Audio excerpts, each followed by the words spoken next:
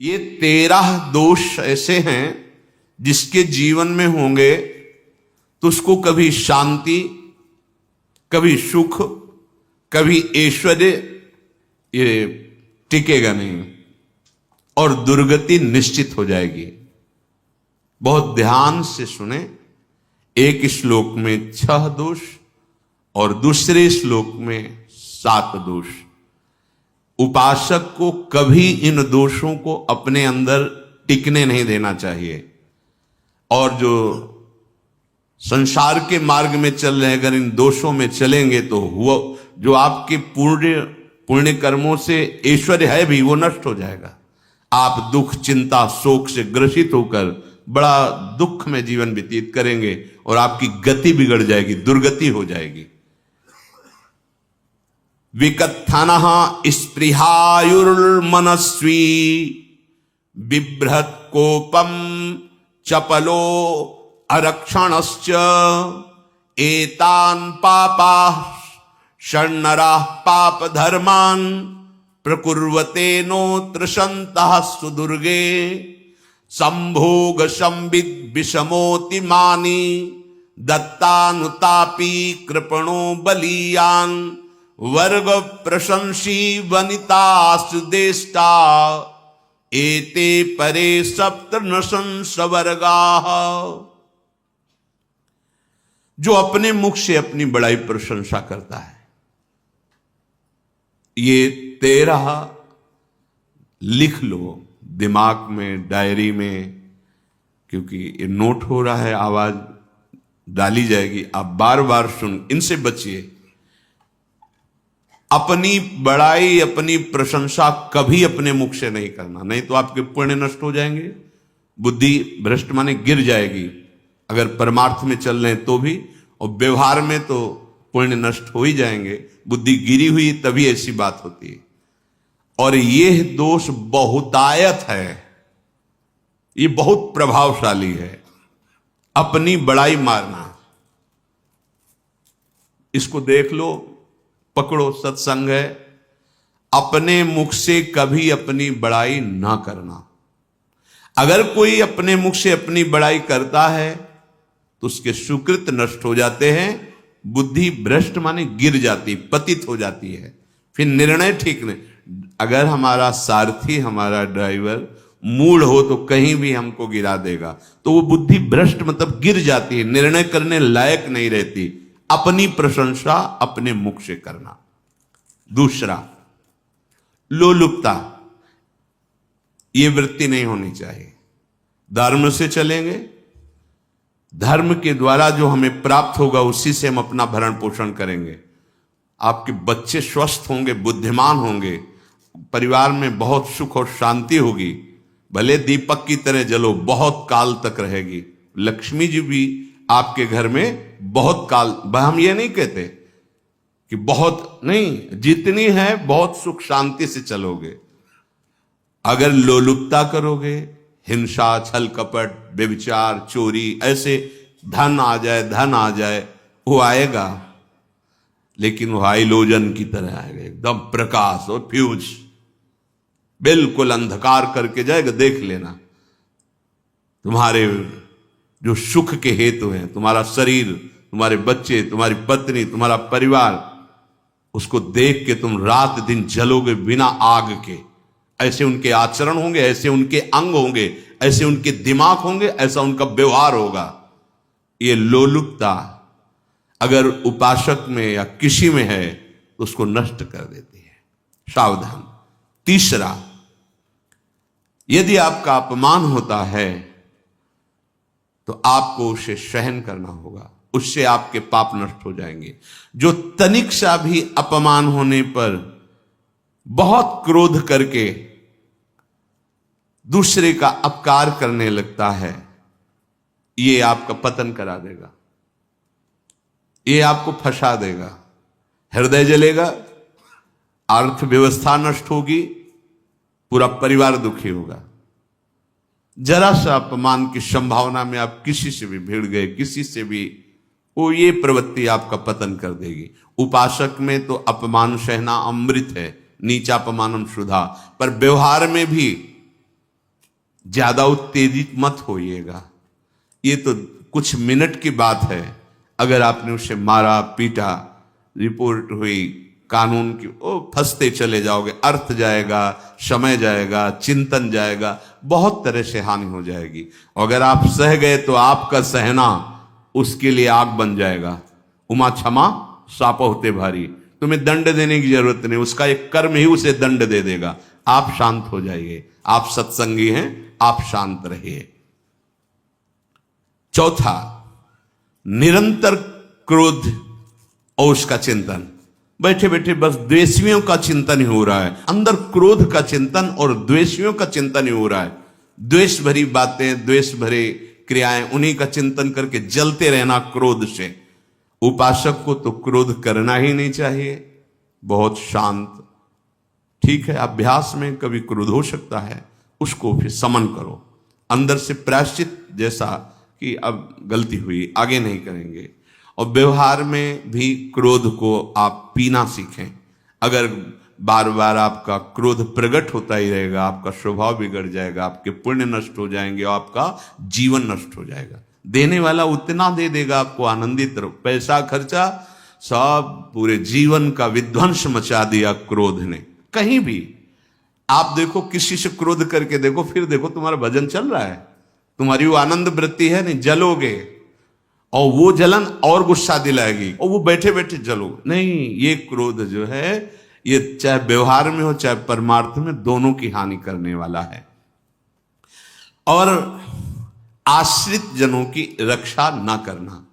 अगर कोई भाग कर आपके पास आ गया है, कोई पशु पक्षी या कोई मनुष्य, आपको चाहिए कि अब चाहे हमारे पहले प्राण जाएं, उसकी रक्षा करेंगे।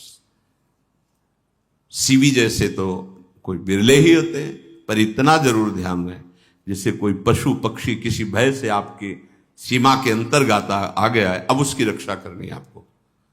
अगर आप स्वयं मार देते हैं या मरवा देते हैं, यह आपके सुकृत नष्ट कर देगा, यह आपकी दुर्गति का कारण बन जाएगा।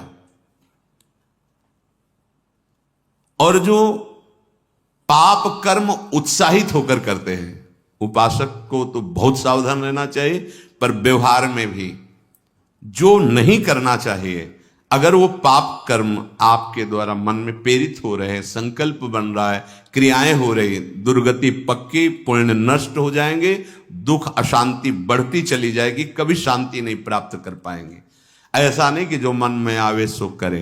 पापाचरण निडर और उत्साहित होकर करना, अगर ऐसे लक्षण है, निश्चित दुर्गति होती है। ये 6, अपनी बहुत बड़ाई करने वाला अपने मुख से, लोलुपता, तनिक से अपमान में सहन ना करने वाला, निरंतर क्रोधी और आश्रित जनों की रक्षा न करने वाला, और निडर हर्षित होकर पाप कर्म करने वाला। दूसरे श्लोक में 7 है, 6 ये 7 हो। 1, संभोग का ही चिंतन करना, संभोग में ही मन लगाना, संभोग दूसरी स्त्रियों के साथ करने की भावना रखना। संभोग, पहला है संभोग। रात दिन बैठे बैठे बस यही चिंतन करना, गंदी बातों का, गंदी बातें देखना, गंदी बातें सुनना, गंदी बातों का चिंतन करना। फिर अन्य माताओं बहनों के प्रति काम दृष्टि से देखना, कोई आ जा रही है तो दृष्टि से, काम भाव से देखना, भोग बुद्धि से देखना, निश्चित पुण्यनाश दुर्गति। बड़े बड़े उदाहरण इतिहास में हैं जिन्होंने ऐसा दृश्य नेत्रों से देखने की चेष्टा की, मन में संकल्प किया भोगने का, नष्ट हो गए, चाहे वो कितने बड़े प्रतापी हो। ये दुर्योधन कोई साधारण थोड़ी है, भगवान व्यासदेव जी के द्वारा ही तो लो, भगवान व्यासदेव जी ही इसकी उत्पत्ति का कारण है। आप देखो, इतने महान पुलस्त जी ही उत्पत्ति का कारण है रावण की। बस यही ऐसे दोष हैं जिनके कारण जीव नष्ट हो जाता है। ठीक है, धर्मयुक्त काम भगवान ने आदेश किया है, आपका पाणिग्रहण संस्कार हो गया है, संतानोत्पत्ति की भावना से कुछ पवित्र तिथियों का त्याग करते हुए चर्चा में हुई है। एक नियम है, एक आदेश है शास्त्र का। आप बहुत काम प्रवृत्ति वाले हैं तो प्रत्येक मास में जब माताएं बहनें पवित्र हो जाती मासिक धर्म से, तो जिनका पाणी ग्रहण आपने किया, जो पत्नी स्वरूप है, वो ठीक है। वहां भी बार बार के लिए व्यभिचार प्रवृत्ति के लिए शास्त्र आदेश नहीं करता, संयम पूर्वक, और उसका चिंतन नहीं करना। पाणी ग्रहण संस्कार है, घर में विराजमान है, एक संयम एक नियम के अनुसार उसका चिंतन तो फिर भ्रष्ट कर देगा। चिंतन प्रभु का करना है, चिंतन प्रभु की सेवा जो आपके कर्तव्य, इसके चिंतन से बचो। घातक है, बहुत बड़ा जहर है। अगर विषय चिंतन होने लगा तो मरोगे, जिंदा जलोगे, दुर्गति भी होगी। ये अंदर की जो आग है ना, कामाग्नि, ये इतनी बढ़ती चली जाएगी, तुम्हारे होश खराब हो जाएंगे कि मुझे क्या करना चाहिए, क्या नहीं करना चाहिए। कोवा मदांधो मदनातुरोवा, अंधा हो जाएगा, नहीं दिखाई देगा अनुजा तनुजा क्या है कौन है, कुछ नहीं, भ्रष्ट बुद्धि। संभोग का चिंतन नहीं। धर्मयुक्त काम आदेश है शास्त्र में। यदि आप प्रवृत्ति मार्ग में हैं तो अपनी पत्नी को जो पाणी ग्रहण स्वीकार किया है, वहां भी पवित्र तिथियों का त्याग करते हुए, एकादशी है, रामनवमी है, नव दुर्गा है, जन्माष्टमी है, राधाष्टमी, जो पवित्र तिथियों का त्याग करते हुए, और ऐसे जो मर्यादाएं हैं उसके अनुसार, और कहीं पराई स्त्री के साथ संभोग की बात निश्चित दुर्गति पक्की है। ऐसे ही माताओं के लिए है, स्त्री शरीर के लिए है। यदि वो ऐसी गलत चेष्टा, तो पतिवंचक परपति रति करही, रौ नरक कल्प सत परही। ये भोग चिंतन से बचने की चेष्टा कीजिए तो क्रिया से अपने आप बच जाएंगे। क्रिया के पहले चिंतन होता है, चिंतन से ही क्रिया का आवेश आता है। चिंतन संभालिए, इसी से भगवत प्राप्ति होती है, चिंतन से, और इसी से दुर्गति भी होती है। अनन्यश्चिन्तयन्तु माम, भगवान चिंतन करें, मेरा करो, कर्तव्य कर्म मेरे को समर्पित करो। अब जब चिंतन संभोग का होगा तो बुद्धि भ्रष्ट हो जाएगी। ये जो राक्षसी प्रवृत्तियां सुनने को मिलती है ना, कि ऐसा हुआ, वो देखा सुना और चिंतन किए, अब इतनी राक्षसी वृत्ति आ गई कि बस अब उनमें और राक्षसों में कोई अंतर नहीं रह गया। दूसरा, विषमता रखने वाला, सबके साथ बर्ताव ऐसा कि मैं बहुत श्रेष्ठ हूं और दूसरे सब नहीं, ऐसा व्यवहार नहीं। सब भगवत स्वरूप हैं, समान व्यवहार। जैसे आपके भोजन है तो जो आप पा रहे हो वही सबको दीजिए, बैठने की व्यवस्था, उठने की व्यवस्था, क्रम बाय क्रम, पर उसको भी नीच भाव से मत देखिए। उस कोटि का उसको प्यार दीजिए, दुलार दीजिए, सम्मान दीजिए। इतनी विषमता ना फैलाते रहे अपने जीवन में कि आप सबके निंदा के पात्र बन जाए। विषमता नहीं, सबको प्यार। हाँ ठीक है, पुत्र का अलग प्यार है, भाई का अलग प्यार है, पिता का अलग प्यार है, पर हमारा व्यवहार प्रीति युक्त होना चाहिए, विषमता भरा नहीं होना चाहिए। अगर हमारे चित्त में विषमता ही रही तो संसार है, प्रभु नहीं है। जीत विषम संसार कीर्ति जग बिस्तर है। जो विषमता पर विजय प्राप्त कर लेता है वही भगवत प्राप्ति का अधिकार। ये विषमता बहुत बड़ी हानि है। तीसरी बात, अत्यंत मानी होना। जहां आपके प्राण कमजोर होंगे, पुण्य नष्ट होगा, आयुश्री सब नष्ट होना है, ऐसे आचरण करवाएगा गुरुजनों के साथ, महापुरुषों के साथ। ये बहुत नीच प्रवृत्ति है। अत्यंत मान प्रियता, मुझे सम्मान मिले, उत्तम प्रवृत्ति है। सबको मान देना, स्वयं अमानी रहना। चौथा, दान देने की बात कह के मुकर जाना या दान देकर पश्चाताप करना। दे दिया है, बहुत जल रहे हो, दूसरे से वार्ता कर रहे हो कि पता नहीं क्या यार बुद्धि में हो गया, हमने उसको इतना कहा था, उतना दे दिया, क्यों दे दिया, ऐसा मतलब अंदर चिंतन करना, क्यों दे दिया तो दिया। इसके बाद जो आपका जलन हो रही, पश्चाताप, सुकृत नष्ट हो रहे हैं। दान देकर पश्चाताप करना या दान देने की बात कह के मुकर जाना। जैसे आपने कह दिया आपको इतना इतना ऐसा, अब आप मुकर गए, ब्याज सहित तुम्हें देना होगा, ये तुम्हारी दुर्गति का कारण बन जाएगा। ऐसे ही नहीं बोलना चाहिए, बहुत होश से। वाणी एक अमोल है, जो कोई बोले जान, ये तराजू तौल के तब मुख बाहर आन।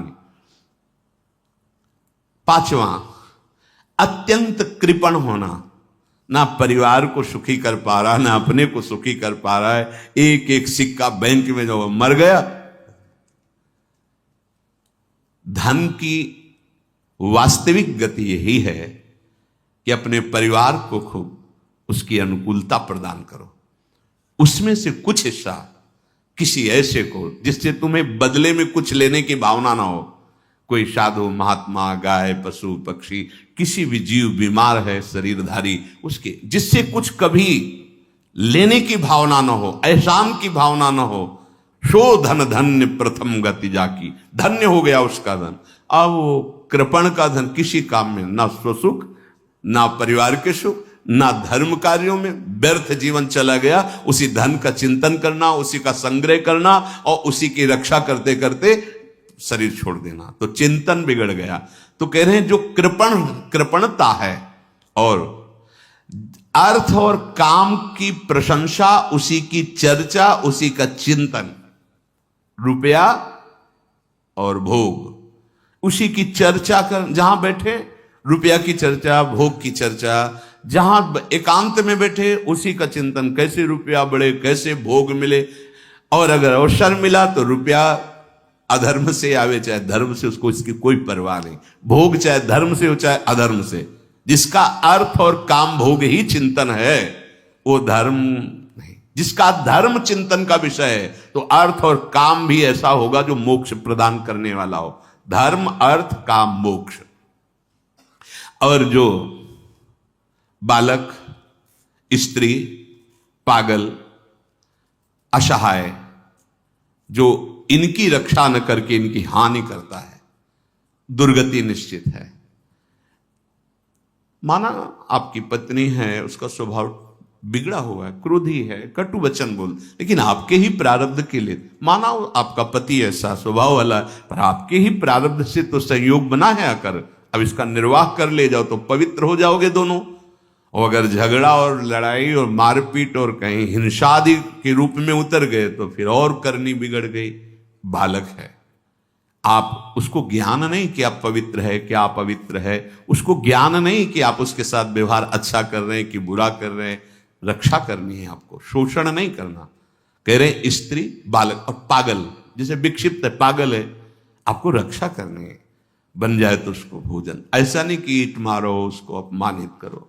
उसकी बुद्धि खराब है, प्रारब्धवशात खराब हो गई है, तो शास्त्र आज्ञा करता है स्त्री, बालक, जैसे पागल, विक्षिप्त आदि हैं, असहाय है, असमर्थ है, बूढ़ा है, वो आप सेवा भी करो तो वो गाली दे सकते हैं, उनकी बुद्धि बिगड़ गई। आपको उनको दंड नहीं देना, मारना नहीं है आपको। मान लो आपके बड़े बूढ़े बुजुर्ग जन हैं, आप सेवा भी कर रहे हो तो आपको कटु वचन बोल सकते